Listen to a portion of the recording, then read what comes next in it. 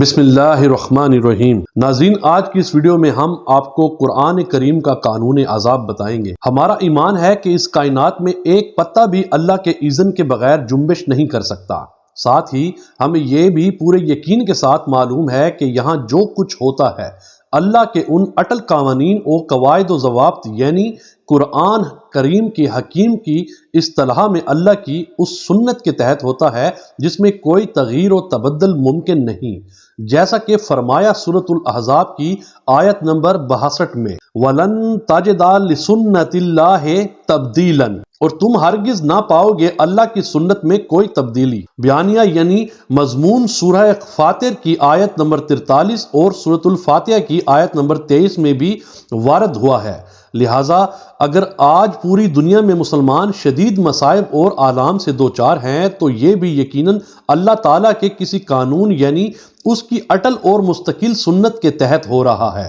اور اگر ہم دل سے چاہتے ہیں کہ یہ صورتحال تبدیل ہو تو لازم ہے کہ قرآن حکیم پر تدبر اور تفکر کے ذریعے اللہ کے قانون عذاب کو سمجھنے کی کوشش کریں، اس لیے کہ اسی پر اصلاح احوال کی صحیح اور مؤثر تدابیر کے فہم و شعور کا انحصار اور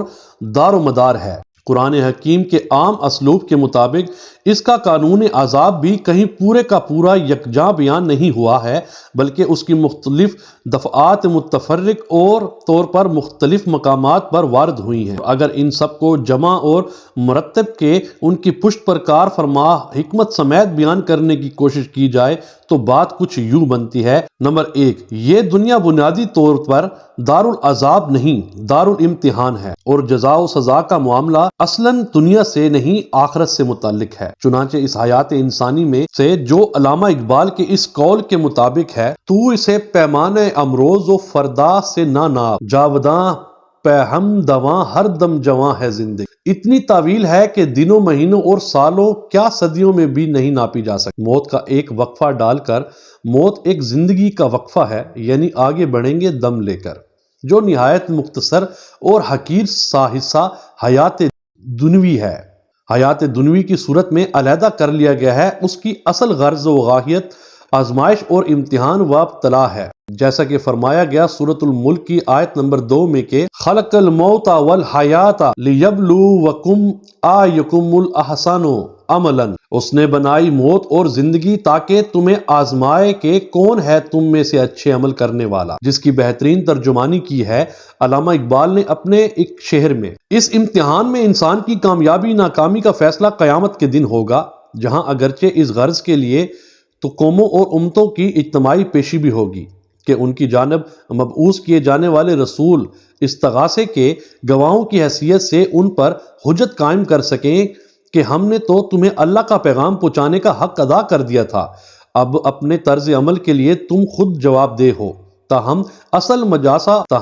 اصل مجاسبہ ہر انسان کا خالص انفرادی حیثیت پر ہوگا، جیسا کہ فرمایا سورۃ مریم کی آیت نمبر 95 میں وَكُلُّهُمْ آتِهِ يَوْمَ الْقِيَامَةِ فَرْدًا، اور ان میں سے ہر شخص قیامت کے دن اللہ کے حضور میں پیش ہوگا، فردن فردن یعنی اکیلا اکیلا۔ گویا انفرادی سطح پر کسی انسان پر جو مصیبتیں حیات دنوی کے دوران نازل ہوتی ہیں وہ امتحان اور آزمائش کی غرض سے ہوتی ہیں، عذاب یا سزا کے طور پر نہیں۔ اس قاعدہ کلیہ میں صرف ایک استثناء جو بعض حدیث و نبویہ سے معلوم ہوتا یہ ہے کہ بعض اوقات اللہ تعالیٰ اپنے کسی نیک اور مقبول بندے کو دنیا میں کسی تکلیف میں اس لیے مبتلا کر دیتا ہے کہ اسے اس کی کسی خطا کا کفارہ بنا دے تاکہ وہ آخرت کی سزا سے بچ جائے۔ تاہم منطق کے عام قاعدے کے مطابق اس استثناء سے قاعدہ کلیہ ختم نہیں ہوتا۔ نمبر 2، البتہ اس قاعدہ کلیہ کا کامل اطلاق صرف افراد پر انفرادی حیثیت سے ہوتا ہے، قوموں اور امتوں کا معاملہ اس سے بالکل مختلف ہے۔ ان کی اجتماعی غلط روی اور مجموعی بدعمالی کی سزا اکثر و بیشتر اس دنیا میں دے دی جاتی ہے، چنانچہ بالکل صحیح فرمایا ہے علامہ اقبال نے، فطرت افراد سے اغماض بھی کر لیتی ہے، نہیں کرتی کبھی ملت کے گناہوں کو معاف، اور قوموں اور امتوں پر وارد ہونے والے اس اجتماعی عذاب کا تلخ ترین پہلو یہ ہے کہ اس میں گیہوں کے ساتھ گھن بھی پس جاتا ہے، یعنی گناہ گاروں کے ساتھ ساتھ بے گناہ بھی عذاب کا نوالا بن جاتے ہیں، جیسے فرمایا سورۃ الانفال کی آیت نمبر 25 میں اس کا ترجمہ کچھ یوں ہے، اور ڈرو اس وبال سے جو تم میں سے صرف ظالموں ہی کو لاحق نہیں ہوگا، اور جان رکھو کہ اللہ سزا دینے میں بہت سخت ہے۔ اگرچہ اس میں بھی اللہ تعالیٰ نے اپنے خصوصی فضل و کرم سے ایک استثناء کی امید دلائی ہے، یعنی یہ کہ کسی قوم یا امت پر وارد ہونے والے اجتماعی عذاب سے ان لوگوں کے بچنے کی امید کی جا سکتی ہے جو نہ صرف یہ خود بدی سے اجتناب کرتے رہیں بلکہ اپنی قوم کو غلط روش اور اللہ کی معصیت اور نافرمانی سے روکنے کی بھی ایڑی چوٹی کا زور صرف کر دیں، جس کی سورۃ الاعراف میں اصحاب السبت پر نازل ہونے والے عذاب کے ضمن میں فرمایا، ہم نے بچا لیا ان لوگوں کو جو بدی سے روکتے رہے تھے۔ نمبر 3، قوموں اور امتوں پر دنیا میں نازل ہونے والے عذاب کی بدترین اور شدید ترین صورت وہ ہے جس سے وہ قومیں دو چار ہوئیں جن کی جانب اللہ نے اپنے رسولوں کو مبعوث فرمایا اور انہوں نے انہی ہی پر اپنی دعوت تبلیغ میں صحیح و بلیغ فرما کر اور حق کی قولی و عملی شہادت میں کوئی دقیقہ فروغ گذاشت نہ رکھا، اتمام حجت کا حق ادا کر دیا۔ اس کے باوجود ان قوموں نے بحیثیت مجبوری ان کی دعوت کو رد کر دیا اور حق کی راہ اختیار نہ کی تو ان پر عذاب استحصال نازل ہوا، یعنی صرف رسولوں اور ان معدود چند لوگوں کو بچا کر ان پر ایمان لائے، باقی پوری قوموں کی جڑ کاٹ ڈالی گئی، یعنی انہیں نیست و نابود اور نسیہ منسیہ کر دیا گیا۔ چنانچہ قرآن کا ہر قاری بخوبی واقف ہے کہ اسی عذاب استحصال یا عذاب اکبر کی مثالیں ہیں وہ عذاب جو قوم نوح علیہ السلام، قوم صالح علیہ السلام، قوم لوط علیہ السلام، قوم شعیب علیہ السلام اور آل فرعون پر نازل ہوئے، جن کے نتیجے میں کہیں تو ارشاد ہوتا ہے کہ کانا لم یکنؤ فیہا، ہود 68 اور 95، وہ ایسے ہو گئے جیسے کبھی تھے ہی نہیں۔ کہیں فرمایا گیا لا یرا الا مسلکنہم، ان کے مکانوں اور مسکنوں کے سوا کچھ نظر نہیں آتا، ان کے مکین نیست و نابود ہو گئے۔ اور کہیں ارشاد ہوتا ہے فَقُطِعَ دَابِرُ الْقَوْمِ الَّذِينَ ظَلَمُوا، پس ان ظالموں کی جڑ کاٹ ڈالی گئی۔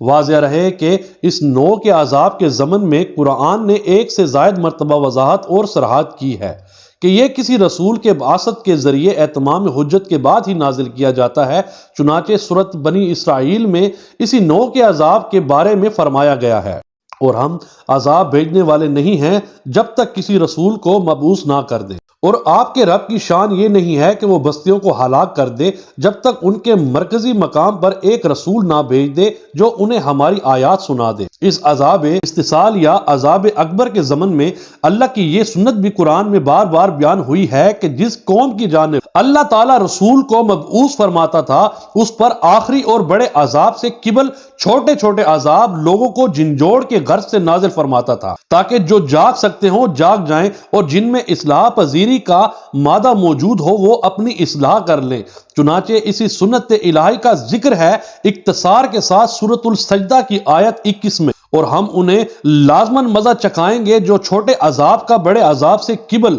شاید کہ یہ رجوع کر لیں، اور اسی کا تفصیلاً ذکر ہے سورۃ الانعام کی آیت 41 اور 45، سورۃ الاعراف کی آیت 94 اور 96 میں۔ چار قوموں امتوں پر بحیثیت اجتماعی اس دنیا ہی میں نازل ہونے والے عذاب الہی کی دوسری قسم ہے جو رسولوں کی امتوں پر ان کی غلط روی اور بدعمالی کے باعث نازل ہوتا ہے۔ یہ عذاب مقدم الذکر عذاب استحصال سے اس اعتبار سے تو ہلکا ہوتا ہے کہ اس کے ذریعے قوموں یا امتوں کا بالکل خاتمہ نہیں ہوتا، لیکن اس اعتبار سے زیادہ تکلیف دہ ہوتا ہے کہ یہ وقفہ سے مسلسل آتا رہتا ہے، اور جب کوئی مسلمان امت اس نوع کے عذاب میں مبتلا ہوتی ہے تو جو اس پر کیفیت طاری ہو جاتی ہے اسے منفی طور پر بیان کیا جائے تو اس جہنمی انسان کی سی ہوتی ہے جو قرآن کے الفاظ میں ثم لا یموت فیہا ولا یحیا کا مصداق ہو جاتا ہے، یعنی نہ وہ زندہ ہی رہتا ہے نہ اسے موت آتی ہے۔ اور اگر اسے مثبت طور پر بیان کیا جائے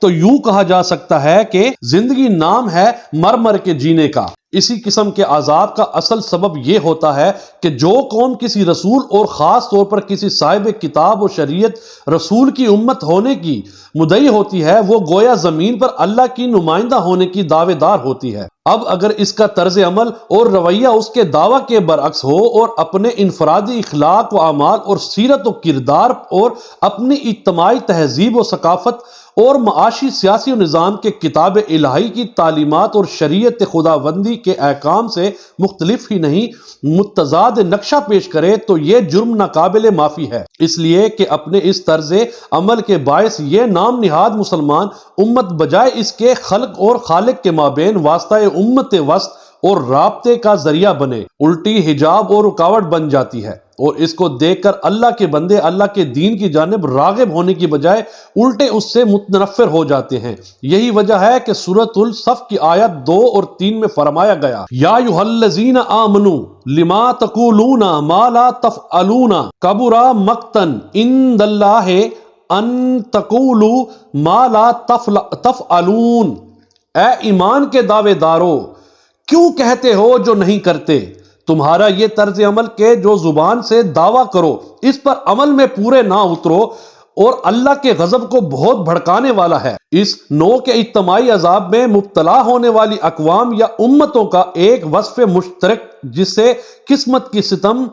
ظریفی ہی سے تعبیر کیا جا سکتا ہے، یہ کہ وہ اس زعم میں مبتلا ہو جاتی ہیں کہ ہم تو اللہ کے بہت چہیتے اور لاڈلے ہیں اور ہمارا معاملہ دوسرے لوگوں کا سا نہیں ہے بلکہ ہم اللہ کے یہاں خصوصی اور ترجیح سلوک کے مستحق ہیں،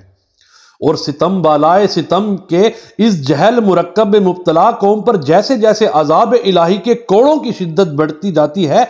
اس کے متذکرہ بالا زام میں بھی اضافہ ہوتا چلا جاتا ہے۔ گویا صورت یہ بن جاتی ہے کہ ادھر درے پر درا پڑتا جاتا ہے اور ادھر غرہ پر غرہ بڑھتا چلا جاتا ہے۔ چنانچہ اس کی کلاسیکل مثال ہے سابقہ امت مسلمہ یعنی یہود النصارہ کا یہ قول جو سورۃ مائدہ کی آیت نمبر 18 میں نقل ہوا۔